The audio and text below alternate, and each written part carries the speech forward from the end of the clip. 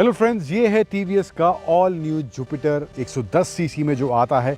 अब यहाँ पर टीवीएस ने कुछ मेजर अपडेट्स इस 110 सीसी जुपिटर में किए हैं।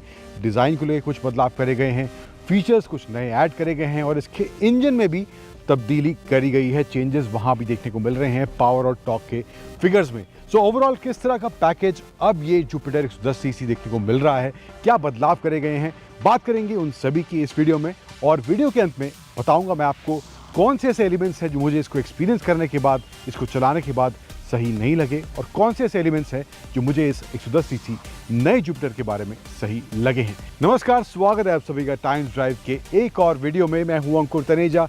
शुरुआत करते हैं टीवीएस जुपिटर 110 सीसी के रिव्यू की।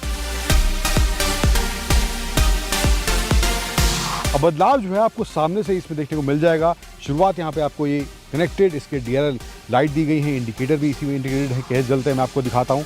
हाल ही में जैसे कि कुछ गाड़ियों में भी हमने कनेक्टेड हेडलाइट, कनेक्टेड DRL वगैरह देखी हैं, कनेक्टेड टेल लाइट देखी हैं। तो यहाँ पर टीवीएस अपने इस टू व्हीलर जुपिटर स्कूटर के अंदर भी वैसा ही कुछ फील देने की कोशिश कर रही है। कनेक्टेड लाइट यहाँ पे देखने में वाकई में ये अच्छी जरूर लग रही है एंड इंडिकेटर्स भी काफ़ी अच्छे से, हैज़ार्ड भी इसमें दिया गया है। लॉन्ग प्रेस करके 3 सेकंड लॉन्ग प्रेस करना है मुझे, इंडिकेटर का बटन ही, एंड हैज़ार्ड भी कुछ इसका इस तरह से यहाँ पे आपको इसी के अंदर इंटीग्रेट करके देखने को मिलेगा।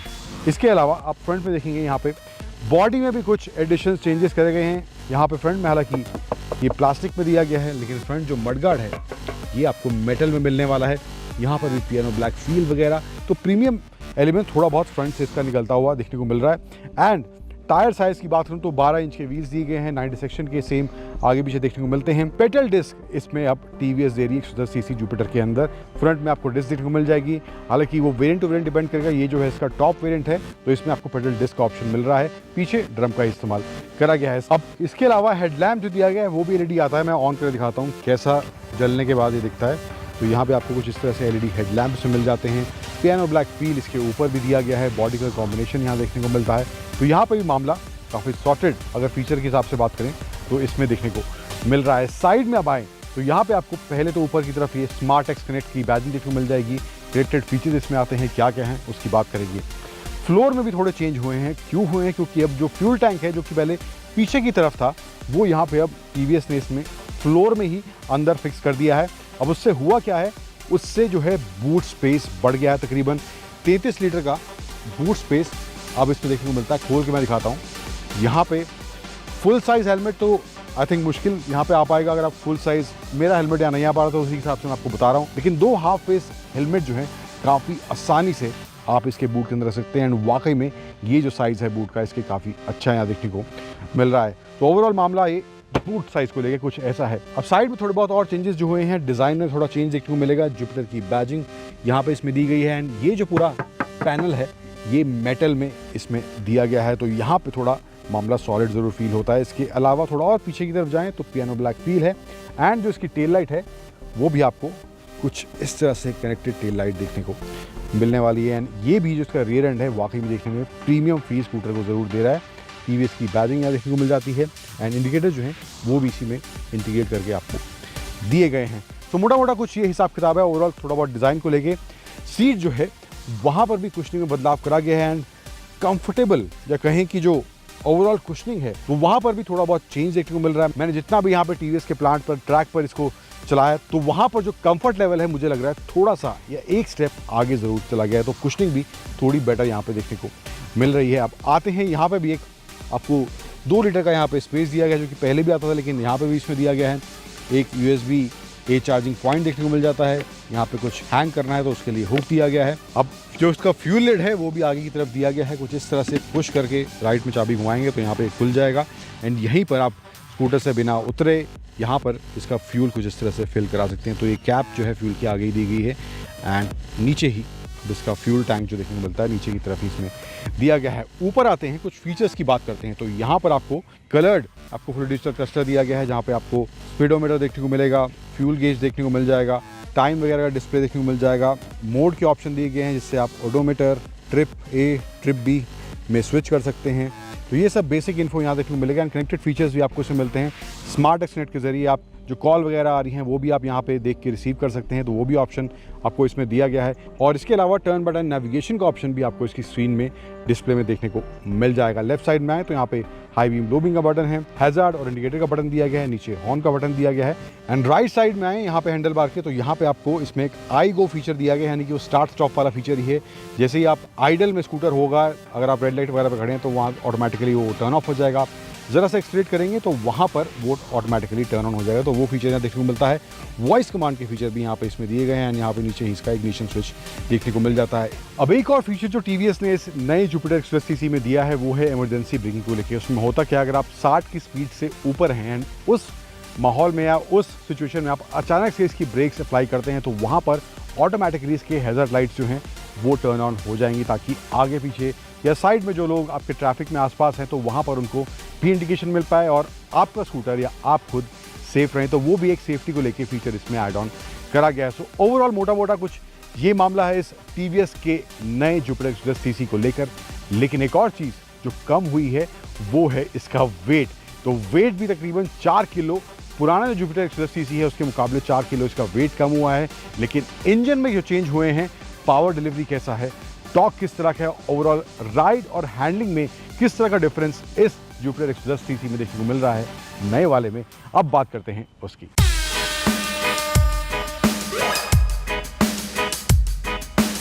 अब बात करते हैं इस टीवीएस के 2024 जुपिटर 110 के ओवरऑल परफॉर्मेंस, राइड हैंडलिंग किस तरह का रहा है। एक्सपीरियंस जो है, मैंने इसका टीवीएस के प्लांट पर जो ट्रैक था वहीं पर थोड़ा बहुत हमें इसको एक्सपीरियंस करने का मौका मिला, तो इसी के हिसाब से मैं अपना overall experience in terms of ride आपके साथ साझा करने वाला हूं। तो पावर फिगर्स की पहले बात करते हैं तो 113 सीसी का इसमें इंजन आता है, पावर जनरेट करता है अराउंड 8 bhp और टॉर्क जनरेट करता है अराउंड, मैक्स टॉर्क जो है वो है 9.8 न्यूटन मीटर्स का और मैक्सिमम स्पीड जो है वो है अराउंड 85 km/h की। एंड 85 के आसपास मैं ज़रूर टच कर पा रहा था ट्रैक पर चलाने के दौरान इसकी टॉप स्पीड को। अब डायमेंशंस को लेकर भी कुछ तब्दीलियाँ हुई हैं, लेंथ वगैरह भी चेंज हुआ है, ओवरऑल विड्थ भी चेंज हुआ है, हाइट भी इसका आपको पहले से कम देखने को मिलेगा एंड जो इसका सीट हाइट है वो भी है अराउंड 770 मिलीमीटर्स का। एक और रिडक्शन जो हुआ है वो है इसके वेट को लेकर, 105 किलो इसका वेट है। तो पुराने का जो वेट था 110 सीसी जुपिटर का वो 109 किलो के आसपास था, लेकिन इसका जो वेट है वो 4 किलो पहले से कम हो गया है।